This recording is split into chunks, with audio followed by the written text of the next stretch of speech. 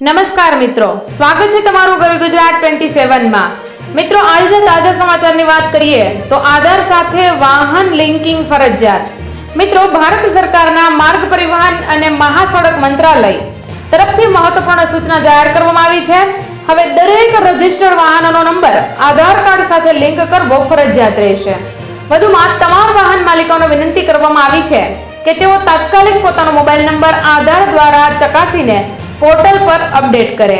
નહીં કરાય તો ભવિષ્યમાં આરટીઓ થી સંબંધિત સેવાનો લાભ લેવામાં મુશ્કેલી પડી શકે છે અને કેટલીક સ્થિતિમાં ભારે ચલણ પણ ભરવું પડી શકે છે। મિત્રો, તમારું આધાર કાર્ડ છે એને તમારું જે કાંઈ લાયસન્સ છે, જે વાહનનું જે તમારી પાસે જે વાહન છે તેનું લાયસન્સ છે તેમની સાથે તમારે આધાર કાર્ડને લિંક કરવું પડશે। જો નહીં કરો તો તમને આરટીઓની જે કાંઈ સેવા મળે છે નહીં મળે અને ઉપરથી તમારે ભારે ચલણ પણ ભરવું પડશે। મિત્રો, હાલમાં વાહન માલિકોને તેમના મોબાઈલ પર સંદેશ મળી રહ્યા છે જેમાં કહેવામાં આવી રહ્યું છે કે બધા રજિસ્ટર વાહનો માટે આધાર આધારિત મોબાઈલ નંબર અપડેશન જરૂરી છે। આ માટે એમને મોર્થના સત્તાવાર પોર્ટલ પરિવહન.gov.in પર જવા માટે સૂચના આપવામાં આવી છે। ત્યાં વાહન અને સારથી નામના બે અલગ અલગ વિભાગો ઉપલબ્ધ છે જેમના દ્વારા તમે મોબાઈલ નંબર અપડેટ કરી શકો છો। જો તમને આ વિશે ન ખબર પડે તો અમને કમેન્ટ બોક્સમાં જરૂરથી જણાવજો। આના વિશે પણ અલગથી અમે એક વિડીયો બનાવી આપીશું। ત્યારબાદના સમાચારની મિત્રો વાત કરીએ તો એસબીઆઈ ખાતા ધારકોને આપ્યો છે એસબીઆઈએ મોટો ઝટકો। મિત્રો, સ્ટેટ બેંક ઓફ ઇન્ડિયા એ તેના ગ્રાહકોને મોટો ઝટકો આપ્યો છે। હવે બેંકના ગ્રાહકોએ 15 ઓગસ્ટ 2025 થી ઓનલાઈન આઈએમપીએસ ટ્રાન્સફર ફી ચૂકવવી પડશે, જે અત્યાર સુધી સંપૂર્ણપણે મફત હતી। આઈએમપીએસ એટલે કે ઇન્સ્ટન્ટ મની પેમેન્ટ સર્વિસ એક real time fund transfer system છે જેની મદદથી કોઈ પણ વ્યક્તિ તાત્કાલિક પૈસા ટ્રાન્સફર કરી શકે છે। આ સેવા 24 કલાક અને 365 દિવસ ઉપલબ્ધ છે, પરંતુ આ સેવા અત્યાર સુધી ફ્રી હતી, પરંતુ આના બદલે હવે તમારે જેટલી રકમ ચૂકવવી હશે એ પ્રમાણે એની ફી તમારી પાસેથી વસૂલવામાં આવશે। એટલા માટે મિત્રો, તમે જે ખોટા ટ્રાન્ઝેક્શન કરી રહ્યા છો, જે નાના ટ્રાન્ઝેક્શન કરી રહ્યા છો તેના પર ખાસ ધ્યાન આપજો, કેમ કે ખોટું તમારે આ જે ટેક્સ છે એ ચૂકવવો પડી શકે છે। અને મિત્રો, જો તમે ઇન્ટરનેટ બેન્કિંગ, મોબાઈલ બેન્કિંગ અથવા યુપીઆઈ જેવા ઓનલાઈન માધ્યમ દ્વારા આઈએમપીએસ કરો છો તો હવે તમારે ફી ચૂકવવી પડશે। આ ચાર્જ નીચે મુજબ છે। મિત્રો, ₹25,000 સુધી કોઈ ફી રહેશે નહીં, પરંતુ ₹25,001 થી ₹1 લાખ પર ₹2 અને પ્લસ જીએસટી વસૂલવામાં આવશે। ₹1 લાખ થી 2 લાખ પર ₹6 પ્લસ જીએસટી ચાર્જ વસૂલવામાં આવશે। તે જ સમયે ₹2 લાખ થી ₹5 લાખ સુધીના ટ્રાન્ઝેક્શન પર ₹10 પ્લસ જીએસટી ચાર્જ વસૂલવામાં આવશે। પહેલા આ બધા વ્યવહારો પર કોઈ ફી નહોતી, પરંતુ હવે દરેક સ્લેબ પર થોડા પૈસા ચૂકવવા પડશે। એટલા માટે મિત્રો, હવે ઓછા ટ્રાન્ઝેક્શન કરવાનું રાખી લેજો અને જ્યારે જરૂર પડે ત્યારે જ મિત્રો ટ્રાન્ઝેક્શન કરવાનું રાખજો, બાકી તમે રોકડ જે વ્યવહાર છે રોકડ કરી લેજો। ત્યારબાદના સમાચારની મિત્રો વાત કરીએ તો વિદેશ જનારાઓ ખાસ ચેતી જજો, કેમ કે મિત્રો વિદેશોમાં હવે કશું નથી બચ્યું। ત્યાં કરતા ઇન્ડિયાની લાઈફ ઘણી સારી। તમારી પાસે સારી જોબ હોય, ભવિષ્ય સારું હોય, તેમજ ઇન્ડિયામાં તમે જનરલી હેપી લાઈફ જીવી રહ્યા હો તો મહેરબાની કરીને વિદેશ ના જશો। આ શબ્દો છે ઇનિડોવિઝન સર્વિસીસ પ્રાઇવેટ લિમિટેડના સીઈઓ વિનય અગ્રવાલના, જેમનું એવું કહેવું છે કે હવે વિદેશ જવાનો મતલબ કોઈ પાર્ટીમાં રાતના 3 વાગે પહોંચવા જેવું છે। મતલબ કે પાર્ટી પૂરી થઈ ગયા પછી રાતના 3 વાગે તેમાં જવાનો કોઈ મતલબ નથી રહેતો। એવી જ રીતે વેસ્ટર્ન કન્ટ્રીઝની પાર્ટી પણ પૂરી થઈ ચૂકી છે અને આ દેશો મોટી સંખ્યામાં આવતા ઇમિગ્રન્ટ્સને વ્હાઇટ કોલર જોબ્સ પૂરી પાડી શકે તેમ નથી। વિદેશ જઈને તમારે વર્ક પ્લેસ પર ભેદભાવ સહન કરવો પડશે। તમારા બીજા ક્લિગ્સ કરતા કરતા તમારે અડધા પગારે પણ ડબલ કામ કરવું પડશે. તેમજ તમારી નજર સામે જુનિયર્સ પ્રમોટ થઈને આગળ આવી જશે. જ્યારે તમે હશો ત્યાંના ત્યાં રહી જશો અને લંચ શેરિંગમાં તમારા ફૂડને કોઈ હાથ પણ નહીં લગાડે. એટલા માટે મિત્રો ખાસ ચેતી જજો. જો તમારે વિદેશ જવું હોય અને આ તમામ પડકારો તમે ઝીલી શકો એમ હો તો જ વિદેશ જજો. નહીતર તો ભારતનું એટલે કે આપણા ઇન્ડિયાનું કલ્ચર ખૂબ જ સારું છે અને ઇન્ડિયામાં ભવિષ્ય પણ ખૂબ જ સારું છે.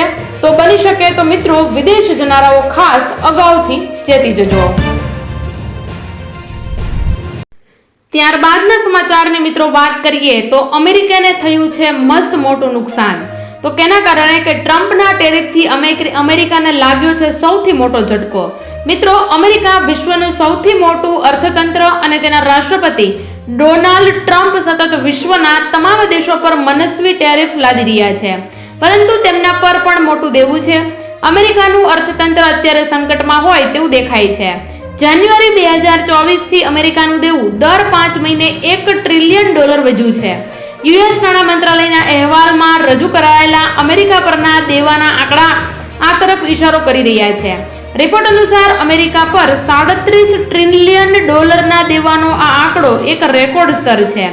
અમેરિકા પર જે ગતિએ દેવું વધી રહ્યું છે તેના કારણે જૂના બધા અંદાજ ફેલ ગયા છે. તમને જણાવી દઈએ કે કોંગ્રેશનલ બજેટ ઓફિસના જાન્યુઆરી 2020ના અંદાજમાં કહેવામાં આવ્યું હતું કે નાણાકીય વર્ષ 2030 પછી અમેરિકા પર દેવું $37 ટ્રિલિયનથી પણ વધી જશે. મિત્રો આજે ટ્રમ્પ, હમણાં તમે જે ન્યૂઝ ચેનલો ખોલતા હશો તેમાં તમને દેખાતું હશે કે ટ્રમ્પ અને અમેરિકા આવું જ મિત્રો તમે સાંભળતા હશો. પણ શેના કારણે કે ટ્રમ્પ જે છે એ તેમને મજા આવે તેવા દરેક દેશો પર ટેરિફ લગાડી રહ્યા છે. કેના કારણે કે અમેરિકાના અર્થતંત્ર પર ઘણું બધું દેવું છે જે મિલિયનમાં નહીં પરંતુ ટ્રિલિયનમાં આ દેવું વધી રહ્યું છે, જેના કારણે અંધાધૂંધ ડોનાલ્ડ ટ્રમ્પ આ તમામ દેશો ઉપર આવા ટેરિફો લગાવી રહ્યા છે. મિત્રો હવે તમે આગળના સમાચાર સાંભળ્યા કે વિદેશ જનારાઓ ચેતી જજો. તો ખાસ મિત્રો એક રિક્વેસ્ટ છે કે ખાસ મિત્રો તમે 100 વાર વિચાર કરજો અને પછી જ તમે વિદેશ જજો. ત્યારબાદના સમાચારની મિત્રો વાત કરીએ તો હવે 5 રૂપિયામાં મકાન મળશે. મિત્રો શ્રમિક બસેરા યોજના અંતર્ગત આવાસ નિર્માણની કામગીરી અત્યારે પૂરજોશમાં શરૂ છે. શ્રમિક બસેરા યોજના હેઠળ રાજ્યના મુખ્ય શહેરોમાં 17 જગ્યાએ આવાસો ઉભા કરવામાં આવશે. આ યોજનામાં શ્રમિકોના કડિયા નાકાના 1 કિલોમીટર જેટલા વિસ્તારમાં આવાસ પૂરા પાડવામાં આવશે, જેમાં પાણી, રસોડું, વીજળી, પંખા, સ્ટ્રીટ લાઇટ, સિક્યોરિટી, મેડિકલ અને ઘોડિયાઘર જેવી સુવિધા હશે. મિત્રો માત્ર 5 રૂપિયા પ્રતિ દિવસ પ્રતિ શ્રમિકના ટોકન દરેથી આવાસ મળશે. 6 વર્ષ કે તેથી ઓછી વયના બાળકો માટે કોઈ ભાડું લેવામાં આવશે નહીં. મિત્રો હવે 5 રૂપિયામાં મકાન મળશે એટલે કે જે વ્યક્તિઓ ઘર વિહોણા છે અને જે રહેવાનું સ્થાન ગોતી રહ્યા છે તેમના માટે આ શ્રમિક બસેરા યોજના અંતર્ગત જે આવાસો બની રહ્યા છે તેમાં તમને માત્ર ને માત્ર 5 રૂપિયા ફી ચૂકવી અને તમે તે ઘરમાં રહી શકશો. અને એ ઘરોમાં તમને કઈ કઈ સુવિધા પૂરી પાડવામાં આવશે જેની વાત કરીએ તો જેમાં છે પાણી, રસોડું, વીજળી, પંખા, સ્ટ્રીટ લાઇટ, સિક્યોરિટી, મેડિકલ અને ઘોડિયાઘર. આ જેવી સુવિધાઓ તમને માત્ર ને માત્ર 5 રૂપિયા પ્રતિ દિવસના લેવામાં આવશે અને 5 રૂપિયામાં તમને 1 દિવસ રહેવા મળવાનું છે. અને મિત્રો 6 વર્ષ કે તેથી ઓછી વયના એટલે કે 6 વર્ષથી નાના જે બાળકો હોય તેમના માટે કોઈ પણ ભાડું લેવામાં નહીં આવે. આ જાહેરાત જે છે મિત્રો આપણી ગુજરાત સરકાર એટલે કે ભૂપેન્દ્ર સરકારે કરી દીધી છે. મિત્રો શ્રમિક બસેરા યોજના વિશે તમે વધારે જાણવા માંગતા હો તો કમેન્ટ બોક્સમાં ખાસ અમને જણાવી દેજો. ત્યારબાદના સમાચારની મિત્રો વાત કરીએ તો ભારતમાં થશે પેટ્રોલ ડીઝલ બંધ. મિત્રો કેન્દ્રીય માર્ગ પરિવહન અને રાજ્ય માર્ગ મંત્રી નીતિન ગડકરીએ સ્પષ્ટ સંકેત આપ્યો છે કે આગામી સમયમાં દેશના રસ્તાઓ પર 100% બાયો ઇથેનોલ પર ચાલતા વાહનો દોડશે. ગડકરીએ તેને ભવિષ્યનું ફ્યુઅલ ગણાવ્યું અને કહ્યું કે તે માત્ર પ્રદૂષણ ઘટાડશે નહીં પરંતુ દેશની વિદેશી તેલ પરની નિર્ભરતા પણ ઘટાડશે. ગડકરીએ કહ્યું કે ઇથેનોલના ઉપયોગથી પ્રદૂષણ પણ ઓછું થવાનું છે.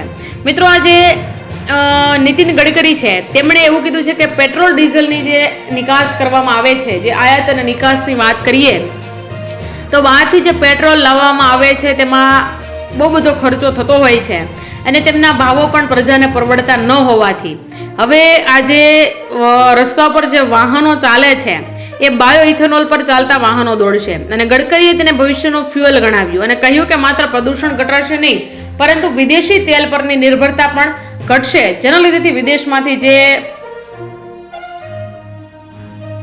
ત્યારબાદના સમાચારની મિત્રો વાત કરીએ કે આજની જે સૌથી મોટી બેઠક થઈ હતી તેમાં શું નિર્ણય લેવામાં આવ્યો છે. રાજ્યના બિસ્માર રસ્તા મુદ્દે સીએમએ આજે ગાંધીનગરમાં હાઈ લેવલની મીટિંગ યોજી હતી, જેમાં તેમણે ટકોર કરીને કહ્યું હતું કે પૈસાની કોઈ કમી નથી, પણ કામો ટકાઉ થવા જોઈએ. લોકોને કામો થતા દેખાય તેવી કામગીરી કરવા અધિકારીઓને સૂચના આપી. મુખ્યમંત્રી ભૂપેન્દ્ર પટેલે રાજ્યમાં ચોમાસા દરમિયાન ભારે વરસાદથી હાઈવે અને ગ્રામીણ તથા શહેરી માર્ગોને જ્યાં નુકસાન થયેલું છે ત્યાં યુદ્ધના ધોરણે રિપેર કરીને રસ્તાઓ પુનઃ પૂર્વવત બનાવવા તાકીદ કરી છે. રાજ્યના બિસ્માર રસ્તા મુદ્દે સીએમએ આજે ગાંધીનગરમાં હાઈ લેવલ બેઠક યોજી હતી, જેમાં તેમણે ટકોર કરીને કહ્યું કે પૈસાની કમી નથી, પણ કામો ટકાઉ થવા જોઈએ. અને મિત્રો, જે તમે કામો કરો છો તે કામો ત્યારબાદના સમાચારની મિત્રો વાત કરીએ તો 2000નો હપ્તો હવે આ આઈડી વગર તમને નહીં મળે. મિત્રો, સરકારે સ્પષ્ટ કર્યું છે કે હવેથી એક ચોક્કસ આઈડી વગર ખેડૂતોના ખાતામાં પૈસા મોકલવામાં આવશે નહીં. મિત્રો, પીએમ કિસાન યોજનાનો લાભ મેળવવા માટે હવે કિસાન આઈડી હોવું ફરજિયાત છે. આ નવો નિયમ હાલમાં દેશના 14 રાજ્યોમાં લાગુ કરવામાં આવ્યો છે. સરકારે આ નિયમ વચેટિયાઓથી ખેડૂતોને બચાવવા અને નકલી ખેડૂતોને ઓળખાવવા માટે અમલમાં મૂકવામાં આવ્યો છે. કેન્દ્ર સરકાર રાજ્ય સરકારો સાથે મળીને ખેડૂતો માટે એક ડિજિટલ ડેટાબેઝ તૈયાર કરી રહી છે, જેમાં જમીન, પાક અને અન્ય માહિતી ડિજિટલાઇઝ રીતે ઉમેરવામાં આવશે. આ પ્રક્રિયા માટે કિસાન આઈડી અત્યંત જરૂરી છે. એટલે ફાર્મર રજિસ્ટ્રી જે તમને કરાવવાનું કીધું હતું એ ફાર્મર રજિસ્ટ્રી મિત્રો જો તમે ન કરાવી હોય તો કરાવી લેજો. કેમ કે મિત્રો, જે 19મો હપ્તો છે એ આપણા ખાતામાં આવી ગયો છે, પરંતુ જે પીએમ કિસાનનો 20મો હપ્તો જેની આપણે બધા આતુરતાથી હવે રાહ જોઈ રહ્યા છીએ એ જો તમારે તમારા ખાતામાં લેવો હોય તો મિત્રો તમારે જે ફાર્મર રજિસ્ટ્રી આઈડી છે, જે કિસાન registry ID, farmer registry ID તમારે કરાવી લેવાની છે. જો તમને ન આવડતું હોય તો તમને કમેન્ટ બોક્સમાં ખાસ જણાવજો. અમે તમારા માટે ફાર્મર રજિસ્ટ્રી કઈ રીતે આઈડી બનાવવી એ વિશે એક અલગ વિડીયો મૂકી દઈશું, જેમાંથી તમે જોઈ અને તમારા ફોનમાંથી જ તમે આ ફાર્મર રજિસ્ટ્રી આઈડી બનાવી શકશો.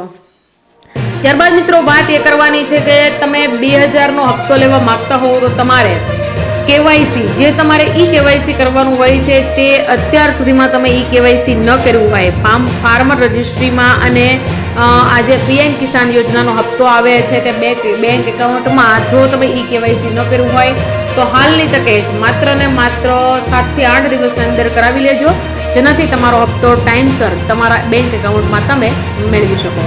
મિત્રો, આજે બસ આટલું જ. ફરી મળીશું દેશ દુનિયાના આવા તાજા અને સચોટ સમાચારો સાથે. ત્યાં સુધી મને રજા આપો. જય હિન્દ, જય ભારત.